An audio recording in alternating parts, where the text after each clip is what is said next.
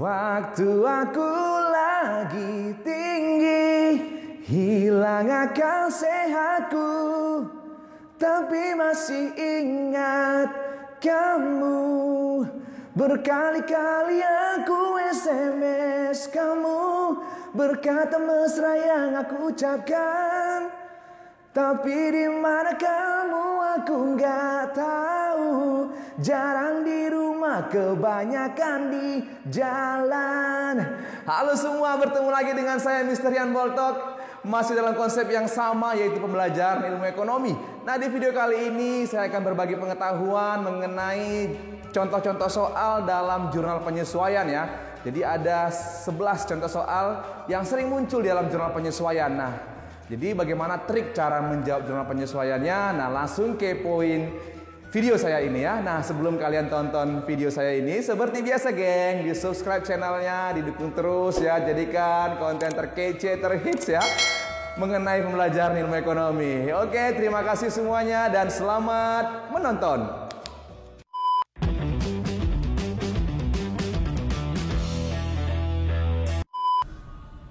Halo semua, masih dengan saya Mr. Yan Boltok. Oke, di video kali ini saya akan berbagi pengetahuan, yaitu bagaimana membuat jurnal penyesuaian ya. Dimana video kali ini akan membahas mengenai soal-soal yang sering muncul ya, mengenai materi jurnal penyesuaian dalam perusahaan jasa. Oke, langsung kita mulai saja cek ya kan. Oke, nah ini contoh soal yang pertama. Pada neraca saldo per 31 Desember 2020, terdapat akun sewa dibayar di muka 24 juta. Sewa untuk 1 tahun tersebut dibayar 1 September 2020. Nah, kata kuncinya itu adalah terdapat akun sewa dibayar di muka. Nah, akun sewa dibayar di muka itu adalah akun harta. Berarti kalau akunnya harta, maka nanti jurnal penyesuaiannya kita catat sejumlah yang terpakai. Nah, di mana penyesuaiannya itu adalah karena dia sewa dibayar di muka sebagai harta, berarti beban sewanya di debit, sewa dibayar di mukanya di kredit, ya kan? Nah, jumlahnya berapa kan gitu? Jumlahnya sejumlah yang terpakai. Maka mari kita hitung cek, ya kan? Nah, kita bayarnya 1 September 2020 ya, geng. Oke. Nah, 1 September 2020 untuk 1 tahun, berarti akan berakhir tanggal 1 September 2021. Ya kan? Nah, sementara kita tutup buku di tanggal 31 Desember 2020. Oke, berarti kalau yang terpakai itu adalah dari 1 September 2020 sampai kita tutup buku, yaitu di 31 Desember 2020. Nah, kalau kita hitung September, Oktober, November, Desember, berarti ada 4 bulan, geng. Ada 4 bulan yang terpakai, ya kan? Nah, berarti sisanya berapa bulan lagi? Yaitu 8 bulan yang tersisa, kan gitu. Dari mana itu? Januari, Februari, Maret, April, Mei, Juni, Juli, Agustus akhir, ya kan? Nah, karena ini awal September, berarti kita pakai yang 4 bulan ini, geng. Nah, yang 4 bulan jumlah yang terpakai, berarti 4 per 12 dikali 24 juta sewanya, maka dapat 8 juta. Berarti angkanya di sini adalah 8 juta. Beban sewa di debit 8 juta, sewa dibayar di muka di kredit 8 juta dalam ribuan rupiah. Ya kan? Nah, gampang, geng. Oke. Nah, kita akan masuk ke contoh soal yang kedua. Oke, contoh soal yang kedua itu adalah masih harus dicatat pendapatan sewa yang sudah diterima bulan Desember 2020 sebesar 900.000. Nah, kamu harus analisis transaksinya. Masih harus dicatat, ya kan gitu. Nah, berarti belum dicatat sebelumnya, kan gitu dia. Nah, berarti belum dicatat. Sebelumnya sudah terjadi pendapatan, akan tetapi belum dicatat. Mungkin dia karena lupa, geng.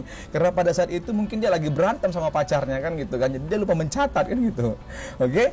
Nah, berarti kalau belum dicatat, ya mari kita catat, kan gitu. Berarti bagaimana mencatat untuk pendapatan sewa yang sudah diterima? Maka kasnya di debit, ya kan? 900.000, pendapatan sewa, kredit 900.000. Nah, berarti kita catatnya seperti jurnal umum biasa, kan gitu dia. Nah, gitu dia. Oke. Nah, sih gampang ini, geng. Kemudian kita masuk ke contoh soal yang ketiga. Ya kan? Pada tanggal 1 April 2020 dibayar premi asuransi dan dicatat pada akun beban. Wow, gampang sekali. Ya. pada akun beban asuransi dicatat untuk 1 tahun sebesar 12 juta. Nah, di sini sudah dikasih tahu dia, dicatat pada akun beban asuransi. Berarti kan kita akan catat sebagai beban. Nah, kalau dia sebagai beban, maka catat jumlahnya yang tersisa, geng, ya kan? Nah, gampang dia. Kalau dia harta yang terpakai, kalau dia beban yang tersisa. Gini aja logikanya, geng. Contoh nih mobil di showroom dengan mobil yang sudah kamu pakai di rumah, yang mana hartamu, geng? Nah, berarti yang di rumah. Maka kalau harta dia yang terpakai, kalau beban yang belum terpakai atau yang tersisa. Nah, itu dia, ya kan? Berarti kalau yang tersisa dia jurnal penyesuaiannya adalah, karena ini akunnya beban asuransi, berarti asuransi dibayar di muka, di debit, ya kan? Kemudian beban asuransi di kredit. Nah, masalahnya berapa angkanya? Mari kita hitung, cek, ya kan? Tanggal 1 April ini kita bayar asuransinya, premi asuransinya untuk 1 tahun. Berarti akan berakhir tanggal 1 April 2021. Sementara di periode 2020 kita tutup buku tanggal 31 Desember 2020. Artinya dari April ke Desember, April, Mei, Juni, Juli, Agustus, September, Oktober, November, Desember, ada 9 bulan yang terpakai. Nah, sisanya berapa? 3 bulan lagi yang tersisa. Karena akunnya beban asuransi dicatat sebagai beban, maka yang tersisa berarti kita pakai yang 3 bulan ini, geng.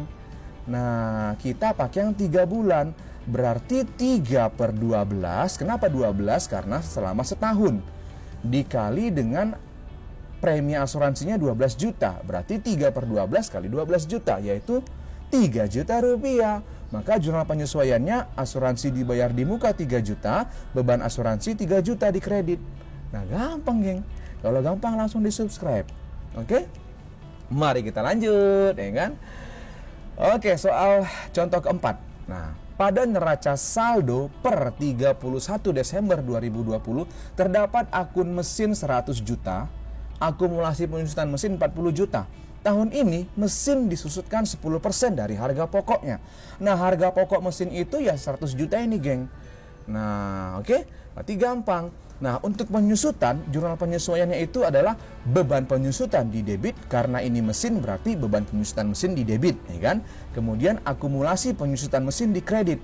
Nah, sejumlah yang disusutkan yaitu 100 juta dikali 10%. Nah, 10 juta yang disusutkan. Ya kan, gampang kan? Nah, gitu. Jadi kalau dia harta tetap, dia mengalami penyusutan. Kalau dia harta tetap tidak berwujud, dia mengalami yang namanya amortisasi. Ya kan? Nah, berarti beban penyusutannya adalah 10 juta. Maka beban penyusutan mesin di debit 10 juta. Kemudian akumulasi penyusutan mesin di kredit 10 juta, geng. Nah, kan gampang. Nah, gitu dia. Kalau gampang diapain? Di subscribe, ya kan? Nah, oke, kita lanjut. Nah, oke. Yang selanjutnya contoh kelima, pada 31 Desember masih harus dibayar gaji sebesar 2.500.000. Masih harus dibayar. Berarti masih harus dibayar itu sama dengan utang. Berarti utang gaji di sini kan gitu. Nah, bagaimana penyesuaiannya? Gampang sekali. Berarti beban gajinya di debit, utang gajinya di debit, sejumlah yang masih harus dibayar, geng. Nah, kalau seandainya masih harus dibayar di sini sewa, berarti beban sewa, utang sewa. Masih harus dibayar di sini misalkan bunga, beban bunga, utang bunga. Udah gampang penyesuaiannya, kan? Nah, udah contoh kelima ini. Oke, kita masuk contoh keenam yang sering muncul juga, kan? Masih harus dibukukan kan gitu. Pendapatan salon yang telah selesai dikerjakan. Dibukukan ini sama dengan dicatat, ya, geng, ya. Tetapi belum dibayar. Nah, belum dibayar oleh PT Rian Boltok sebesar 12 juta. Nah, artinya kita sebagai pemilik perusahaan sudah menyelesaikan kegiatan kita sebagai pemilik jasa, yaitu pendapatan salon, ya kan? Tetapi belum dibayar, geng. Berarti kalau belum dibayar apa? Berarti kita punya uang sama mereka. Namanya apa? Piutang, kan gitu. Nah, berarti terdapat pendapatan salon, ya kan? Terdapat pendapatan salon tapi belum dibayar dan belum dicatat. Ya sudah, kalau belum dibayar artinya kita belum terima. Namanya apa? Piutang. Berarti piutang usaha, pendapatan jasa salon masing-masing 12 juta. Nah, atau piutang salon juga boleh, karena usahanya salon berarti piutang usaha di debit 12 juta, pendapatan jasa salon kredit 12 juta. Udah selesai, ya kan? Nah, itu dia, gampang. Contoh ke-6. Kemudian contoh yang ke-7. Oke. Nah, dipinjam uang sebesar 100 juta pada tanggal 1 Maret 2020 dengan bunga tiap 1 Maret dan 1 September sebesar 12% setahun. Bunga dibayar kemudian. Ya, artinya bunganya itu dibayar setiap 1 Maret dan 1 September dengan besarnya bunga 12% per tahun. Pinjamannya 100 juta. Berarti kan bunga dibayar kemudian, berarti kan utang bunga ini, geng. Nah, ya kan? Berarti mari kita hitung. Nah, bunga yang masih harus dibayar itu sama dengan utang bunga. Nah, bagaimana perhitungannya kan gitu. Oke? Nah, sebelum kita hitung, kita buat dulu tabel penyesuaiannya. Berarti kalau utang bunga sama kayak tadi utang gaji, geng. Berarti beban bunga utang bunga. Beban bunga di debit, utang bunga di kredit. Nah, masalahnya berapa nominalnya? Nah, bunganya itu pinjamannya kita mulai 1 Maret 2020, ya kan? Nah, kemudian kita akan bayar bunganya setiap 1 Maret dan 1 September. Berarti 1 Maret 2020 kita belum bayar bunga. Kita akan bayar bunganya 1 September 2020, ya kan? Kemudian kita akan bayar bunga lagi 1 Maret 2021 dan 1 September 2021. Nah, begitu seterusnya. Saya ulangin ya. Kita pinjamnya 1 Maret 2020. Berarti kita akan bayar bunga pertama 1 September 2020. Ya kan? Kemudian bunga keduanya 1 Maret 2021, bunga ketiganya 1 September 2021. Nah, begitu seterusnya, ya kan? Nah, berarti kan kalau misalkan mana ini ya? Nah, berarti oke. Nah, berarti kalau dari 1 Maret 2020 sampai 1 September 2020 ini tidak ada masalah, geng. Nah, ini aman-aman saja. Nah, ya kan? Nah, yang menjadi masalah itu adalah ketika dari 1 September 2020 kita akan bayar bunganya kemudian di 1 Maret 2021. Karena di sini tutup buku di tanggal 31 Desember 2020 kita tutup buku. Artinya kita ada bunga terutang di periode Desember 2020. Yaitu berapa? September, Oktober, November, Desember. Ada 4 bulan bunga terutang kita. Nah, yang mana ini harus kita catat perhitungannya. Harus kita masukkan ke dalam jurnal penyesuaian. Berarti 4 bulan bunga terutang kita. Berarti 4/12 dikali suku bunganya 12% per tahun dikali pinjamannya 100 juta. Maka utang bunga kita sebanyak 4 juta untuk periode Desember 2020. Maka jurnal penyesuaiannya beban bunga di debit 4 juta, utang bunga di kredit 4 juta. Nah, begitu. Jadi yang tersangkut di sini dia. Tetapi tetap nanti kita bayarkan di Maret 2021. Akan tetapi untuk periode Desember 2020 kita harus catat yang namanya utang bunga kita sebanyak 4 bulan. Nah, makanya perlu jurnal penyesuaian. Ingat, jurnal penyesuaian itu adalah jurnal yang tujuannya untuk menampilkan kondisi yang sebenarnya dari data keuangan akuntansi perusahaan. Nah, itu dia, geng. Ya kan? Nah, kita lanjut contoh yang ke-8, ya kan? Nah, masih harus dibayar biaya air, listrik, telepon sebesar 5 juta. Ya sama, yang namanya masih harus dibayar berarti itu utang. Berarti ini utang air, listrik, dan telepon. Maka jurnal penyesuaiannya beban utang air, listrik, telepon di debit 5 juta, utang air, listrik, telepon di kredit 5 juta. Nah, gitu dia, ya kan? Itu contoh ke-8, geng. Contoh yang ke-9. Nah, oke. Nilai perlengkapan kantor pada neraca sisa per 31 Desember 2020 adalah 5 juta. Neraca sisa sama dengan neraca saldo ya. Setelah dilakukan stock of name, ternyata nilai perlengkapan yang masih ada 2 juta. Wah, gampang kali nih. Ini gampang kali nih. Nah, ya kan? Berarti untuk perlengkapan, ya kan? Nah, akunnya perlengkapan kantor di sini. Berarti ini akun harta. Kalau akun harta, maka kita catatlah sejumlah yang terpakai. Ya kan? Mula-mula perlengkapannya sejumlah 5 juta. Ya kan? Yang tersisa 2 juta. Yang masih ada sama dengan yang tersisa. Maka yang terpakai itu 5 juta dikurang 2 juta, 3 juta, geng. Berarti jurnal penyesuaiannya beban perlengkapan di debit 3 juta, perlengkapan kredit 3 juta. Ya kan? Nah, gampang kan? Nah, gampang. Oke. kita lanjutkan. Contoh yang ke-10. Sebuah perusahaan mempekerjakan 20 karyawan. 20 karyawan yang udah mantap ini kan. Pada 31 Desember masih harus dibayar gaji karyawan 20 orang selama 2 hari. Dengan gaji tiap karyawan 100.000 per hari. Berarti masih harus dibayar. Masih harus dibayar sama dengan utang. Ingat tuh, berarti ini utang gaji, beban gaji. Ya kan? Nah, utang gajinya berapa? Ada 20 orang karyawan, ya kan? Selama 2 hari gajinya belum dibayar. Di mana gaji per harinya 100.000, berarti 20 dikali 100 dikali 2. Karena untuk 2 hari. Berarti 4 juta utang gajinya. Maka jurnal penyesuaiannya, beban gaji di debit 4 juta, utang gaji kredit 4 juta. Nah, itu dia. Nah, kemudian juga jurnal penyesuaian itu harusnya berada di dalam satu tabel secara keseluruhannya, bukan pisah-pisah kan. Tetapi kan ini hanya proses pembelajaran. Artinya saya menampilkan soal-soal yang sering muncul mengenai penyesuaian ya. Jadi kalau kamu nanti punya penyesuaian, data penyesuaiannya ada 10, maka dia 10 penyesuaian itu dalam satu tabel semua ya. Ingat, dalam satu tabel. Oke? Nah, itu dia. Ini kan kita proses latihan, geng. Oke? Aduh, gampang kali pun ini. Contoh ke-11 ya kan.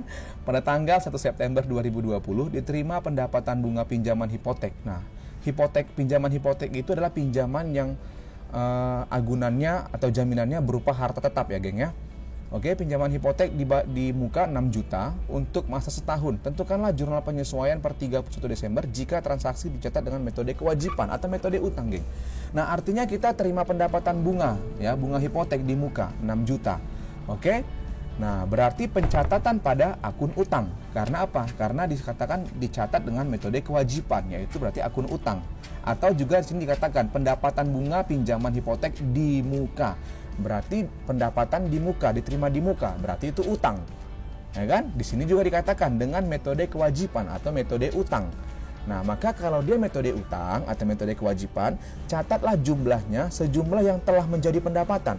Nah, yang telah menjadi pendapatan itu adalah selama periode Desember 2020, mulai dari pendapatan itu diterima.